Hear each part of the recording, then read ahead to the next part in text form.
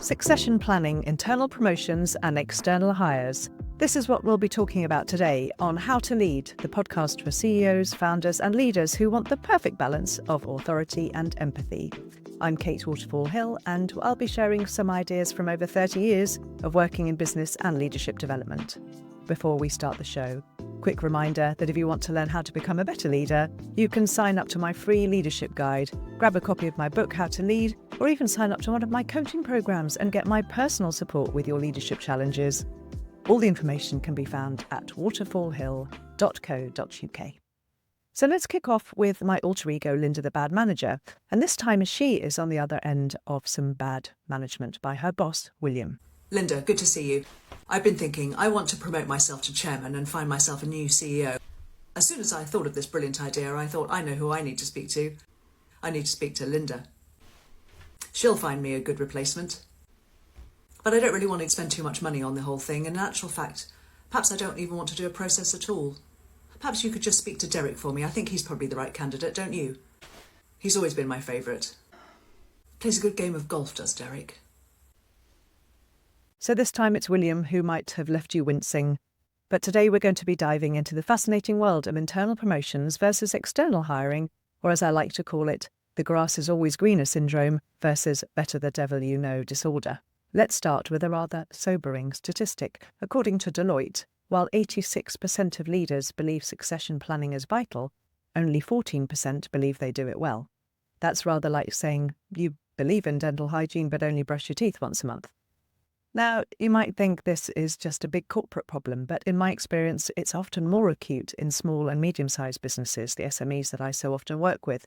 After all, when Sandra from Accounts announces she's retiring after 30 years, taking with her the only knowledge of that mysterious Excel spreadsheet that somehow keeps the entire company running, that's when panic typically sets in. Let's break this down into three key areas. Three's my favourite number, as you probably know if you've listened to previous episodes. We're going to cover succession planning, internal promotions, and external recruitment. First up, succession planning. You might call this preparing for the inevitable while pretending it won't happen. Many organisations treat succession planning like writing a will. They know they should do it, but they keep putting it off because it feels a bit uncomfortable. Here's a practical approach, another three-step plan. Number 1, knowledge mapping. Spend some time creating a detailed map of critical knowledge areas in your organisation. Who holds this key information? What processes are documented and which ones aren't? It's like creating an inventory of your organisational brain, if you will. Number 2, do a bit of a risk assessment. Identify which roles would really cause you the most trouble, the most disruption if suddenly vacant. And this isn't just about senior positions. Remember Sandra from Accounts and her mysterious Excel spreadsheet? Number 3, development planning. I really urge you to spend some time creating individual development plans for potential successors. And this isn't just about sending them on a leadership course and crossing your fingers. It's about deliberate exposure to different parts of the business, mentoring relationships, and stretched assignments. Give them just a bit of an extra challenge. Now let's move on to how you fill the gaps when you've identified them. You've got two options, internal promotions and external hires. Well, the benefits of promoting internally are rather like having a favourite pair of shoes. They're already broken in, they know their way around, and they don't require an extensive orientation period to find the coffee machine or work out the tech. Internal candidates understand your culture, know your systems, and have established relationships. But there is a catch. Just because someone excels in their current role doesn't mean they'll naturally shine in a leadership position if you're thinking of promoting them. It's the classic Peter principle, promoting people to the level of their incompetence. You've seen it, I'm sure. Your brilliant software developer gets promoted to a team leader and suddenly spends more time wrestling with personality conflicts than actually writing code, which is their area of expertise. The solution? Create a leadership development pipeline.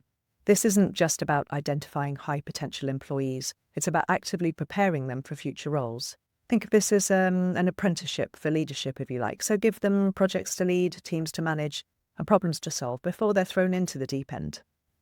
My advice here, though, is to plan your internal promotions carefully. Don't just pick your favourite like William does to get all the best jobs. It's likely to breed resentment to those who weren't chosen and puts the person getting the promotion in that awkward position of being delighted to have got the step up, but facing a team who aren't exactly over the moon that someone who was their peer is now their boss. I urge you to take this seriously, so devise a proper job description, advertise it internally, and do a proper selection procedure. If you do this, then the person who's selected starts with a bit of a spring in their step. They've got the job, they went through the relevant hoops, and they know they've got it fair and square. And likewise, the team know that their new boss really earned the role after due diligence and a proper process. And hopefully they'll give the promoted person the due respect they deserve from successfully securing the role. It's less likely that the new person will be received with that undercurrent of resentment you might get otherwise. Now let's move on to external recruitment. Sometimes, despite your best internal development efforts, you do need fresh blood. New perspectives can be invaluable, particularly when your industry is evolving rapidly or you need specific expertise that you're lacking in your current team. However, external hiring comes with its own challenges. Culture fit is crucial. I've seen brilliant candidates fail spectacularly because they were used to corporate processes and couldn't adapt to an SME flexibility or chaos, depending on your perspective. The key is to be crystal clear here about what you actually need. Are you hiring for certain skills and capabilities that can be taught, or is it about things that take years and years to develop? Are you looking for someone to maintain the status quo, or do you need a change agent? It's a bit like dating, I suppose. If you don't know what you're looking for, you might well end up disappointed. If you want an example, there's Alan Jope. He became CEO of Unilever. He was an internal promotion with 35 years at the company.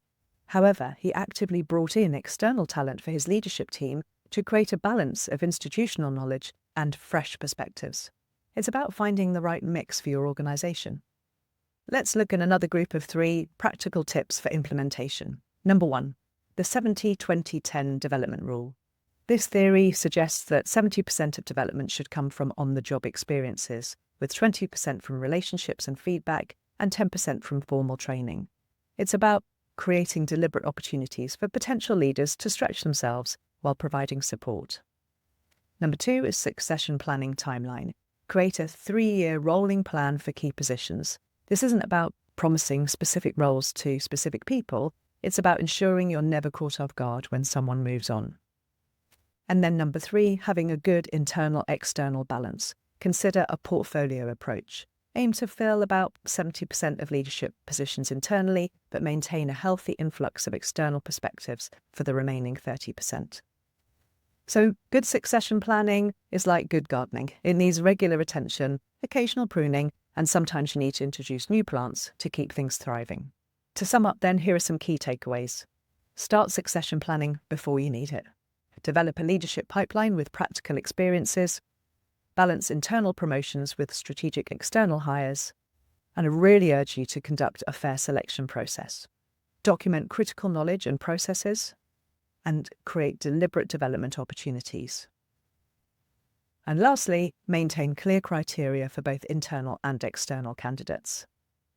So to sign off, I just want to remind you that whether you're growing your own talent or bringing in fresh perspectives, the key is always to be intentional about it. After all, the best time to plant a tree was 20 years ago, they say, but the second best time is now. And the same goes for succession planning. Until next time, I do encourage you to keep leading with intention, and don't forget that your organisation's future leaders are probably already sitting in your Zoom meetings wondering why no one has muted Gary from marketing. That's all for this week. If you've enjoyed this episode of How to Lead, do follow for more leadership insights. And remember, if you want a guide by your side, get a copy of my book, which accompanies the podcast, also called How to Lead. If you'd like my personal support, do take a look at my website, waterfallhill.co.uk, for more information about my one-to-one coaching and group mentorship programs. There's never a better time to take your professional development seriously than right now. I'd be delighted if you could leave a review and share with your fellow leaders to help spread the word. Team management doesn't have to be frustrating. You too can enjoy being an authoritative yet empathetic leader. It just takes a decision to be more intentional about your interactions with others. Some great tips for how to influence positive change, and of course, a good guide. Until next time, listen more, advise less, lead well.